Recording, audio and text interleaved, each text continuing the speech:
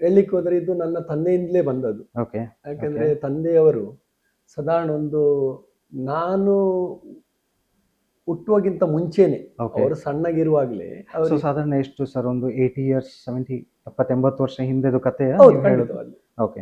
70-80 ವರ್ಷದ ಹಿಂದೆನೆ ಅವರು ಸಣ್ಣ ಇರುವಾಗ ಅವರು ಕೂಡ ಒಂದು ಪ್ರೋಗ್ರಾಮ್ ನಾಟಕದಲ್ಲಿ ಅವರು ಎಂತದೊಂದು ಆಕ್ಟ್ ಮಾಡಿದಂತೆ ತಂದೆಯವರು. ಓಕೆ. ಹೌದು. ಓಕೆ. ನಮ್ಗೆ ಗೊತ್ತಿಲ್ಲ, ನಾವು ಹುಟ್ಲಿಲ್ಲ ಆ ಒಂದು ಸಂದರ್ಭದಲ್ಲಿ. ಸ್ಟೇಜ್ ಪರ್ಫಾರ್ಮೆನ್ಸ್ ಕೊಡ್ತಾ ಇದ್ರು. ಮಾಡಿದ್ರಂತೆ.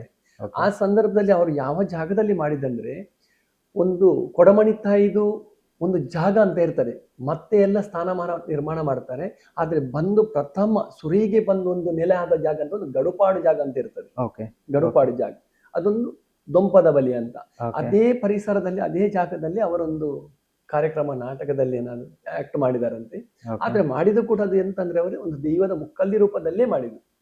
ಓಕೆ. ಆ ಮುಕ್ಕಲ್ದಿ ರೂಪದಲ್ಲಿ ಆಕ್ಟ್ ಮಾಡುವಾಗಲೇ ಅವರಿಗೆ ಮೇಲೆ ಬಂತು, ಇದರ ಬಗ್ಗೆ ವಿಮರ್ಶೆ ಮಾಡಬೇಕು, ಏನಾದ್ರೂ ಕೇಳಿ ನೋಡ್ಬೇಕು, ನನ್ನ ಮಗ ಸೊ ಮುಂದೆ ಎಂತ ಮುಂದೆ ಹೌದು, ಎಂತ ವಿಚಾರ ಗೊತ್ತಿಲ್ಲ ಏನಂತ ಅಂತ. ಕರೆಕ್ಟ್.